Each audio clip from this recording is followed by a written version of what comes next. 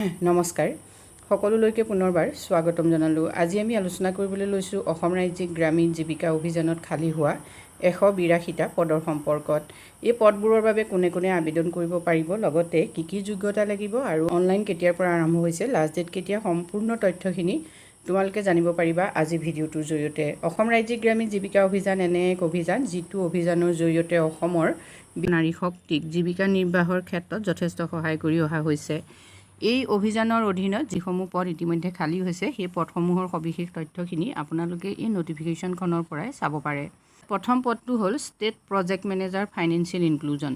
কোডসমূহ দিয়া আছে। State project manager financial ইনক্লুজনৰ পোষ্টটোৰ কোড নাম্বাৰ হ'ল 601। এজ হ'ব লাগিব 32 পৰা 45 ইয়াৰ্ছ। লেভেল ষ্টেট লেভেলত হ'ব গ্ৰুপ 1 আৰু নাম্বাৰ অফ ভেকেঞ্চি 1। এইটো আনৰিজাৰ্ভ হয়। ইয়াত কোৱালিফিকেশ্যন লাগিব পোষ্ট গ্ৰেজুৱেট ডিগ্ৰী আৰু 7 বছৰ পোষ্ট কোৱালিফিকেশ্যন এক্সপিৰিয়েঞ্চ থাকিব লাগিব social community development sector, out of which at least 2 years should be on relevant domain like social mobilisation, institution building, capacity building, financial inclusion, livelihood, skill and panchayat et cetera. এইখিনিৰ ভিতৰত যদি কিবা experience আছে তেতিয়াহ'লেহে এই পদসমূহৰ বাবে কিন্তু আবেদন কৰিব পৰা হ'ব। চেলাৰী 63,000। নেক্সট আহিলে project manager knowledge management and communication. Age years 30 পৰা 40, ষ্টেট লেভেল হয়, গ্ৰুপ 1ৰ পোষ্ট। ইয়াতো পোষ্ট আছে এটা। আনৰিজাৰ্ভৰ বাবে পোষ্ট গ্ৰেজুৱেট ডিগ্ৰী থাকিব লাগিব।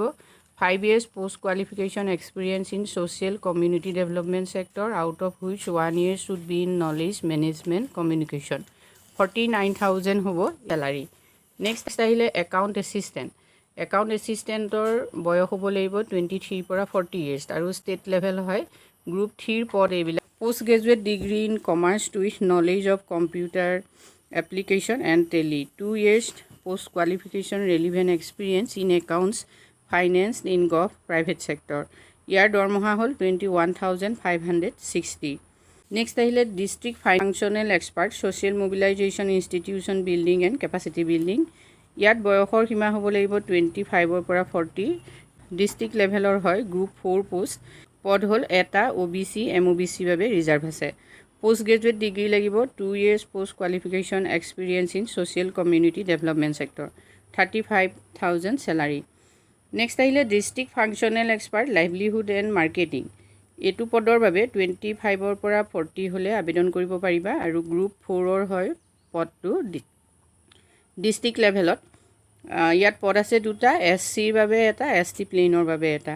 পোষ্ট গ্ৰেজুৱেট ডিগ্ৰী থাকিব লাগিব। 2 years post qualification experience in social community development sector. 35,000 হয় চেলাৰী।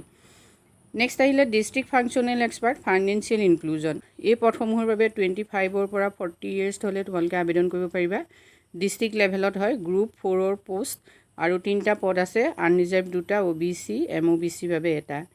কোৱালিফিকেশ্যন হ'ব লাগিব পোষ্ট গ্ৰেজুৱেট ডিগ্ৰী আৰু 2 years post qualification experience in social community development sector. 35,000 হ'ল চেলাৰী। নেক্সট আহিলে district functional expert non farm livelihoods. Non farm লাইভলিহুডছৰ এই পদবিলাকৰ বাবে 25 পৰা 40 years হ'লে তোমালোকে আবেদন কৰিব পাৰিবা আৰু ডিষ্ট্ৰিক্ট লেভেলত গ্ৰুপ 4ৰ পোষ্ট হয়, 13টা পদ আছে। আনৰিজাৰ্ভৰ 6টা, OBC MOBC 3টা, SC এটা, ST প্লেইনৰ এটা, ST হিলছৰ এটা। Qualification post graduate degree, 2 years post qualification experience in social community development sector. 35,000 salary হয়। নেক্সট আহিলে district functional expert social inclusion social development. ইয়াত বয়স হ'ব লাগিব 25 পৰা 40 years আৰু ডিষ্ট্ৰিক্ট লেভেলত এপইণ্টমেণ্ট হ'ব। গ্ৰুপ 4ৰ পদ 12টা আছে। আনৰিজাৰ্ভৰ 5টা, OBC MOBC 3টা, SC এটা, ST প্লেইনৰ 2টা, ST হিলছৰ এটা। পোষ্ট গ্ৰেজুৱেট ডিগ্ৰী থাকিব লাগিব। 2 years post qualification experience in social community development sector. 35,000 salary হয়। নেক্সট আহিলে block project manager. Block project মেনেজাৰৰ বাবে আবেদন কৰিবলৈ হ'লে বয়স হ'ব লাগিব 25 পৰা 40 years আৰু ব্লক লেভেলত এপইণ্টমেণ্ট হ'ব। Group 4ৰ post. আনৰিজাৰ্ভৰ এটা, OBC MOBC এটা। পোষ্ট গ্ৰেজুৱেট ডিগ্ৰী থাকিব লাগিব। 2 years post qualification experience in social community development sector. 35,000 salary হয়। নেক্সট আহিলে ডিষ্ট্ৰিক্ট একাউণ্টছ মেনেজাৰ।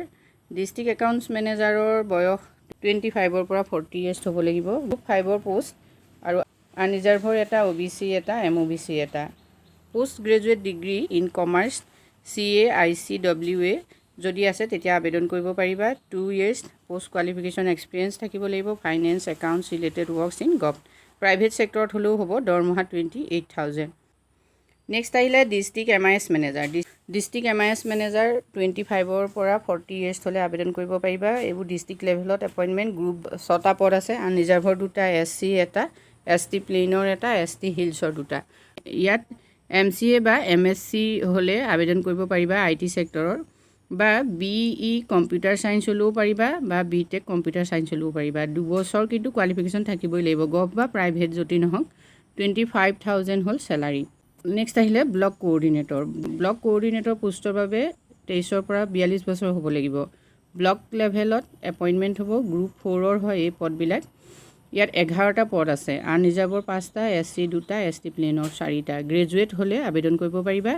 এবছৰ post qualification experience in social community development sector 21,560 স্যালাৰি হয় নেক্সট আহিলে ব্লক একাউণ্টেণ্টৰ বাবে 23 বছৰৰ পৰা 40 বছৰ হ'লে আবেদন কৰিব পৰা যাব আৰু ব্লক লেভেলত এপইণ্টমেণ্ট 26 পোষ্ট হয় আনৰিজাৰ্ভৰ 13 OBC MOBC 11 ST হিলছৰ 2 আৰু গ্ৰেজুৱেট ডিগ্ৰী হ'লে তোমালোকে আবেদন কৰিব পাৰিবা কমাৰ্চত হ'ব লাগিব এবছৰ পোষ্ট কোৱালিফিকেশ্যন এক্সপিৰিয়েঞ্চ থাকিব লাগিব ফাইনেন্স একাউণ্টছ ইত্যাদি গভ বা প্ৰাইভেট সেক্টৰত ইয়াত দৰমহা হ'ল 21,000 নেক্সট আহিলে ব্লক MIS এক্সিকিউটিভ ইয়াত 23 বছৰৰ পৰা 40 বছৰ হ'লে আবেদন কৰিব পৰা যাব ব্লক পৰ্যায়ত এপইণ্টমেণ্ট হ'ব গ্ৰুপ 7ৰ পোষ্ট 101 আছে ইয়াত ভেকেন্সি পদ আছে আনৰিজাৰ্ভৰ 31টা OBC MOBC 39 SC 11 ST প্লেইনৰ 11 ST হিলছৰ 9 কোৱালিফিকেশ্যন হ'ল BCA BSc IT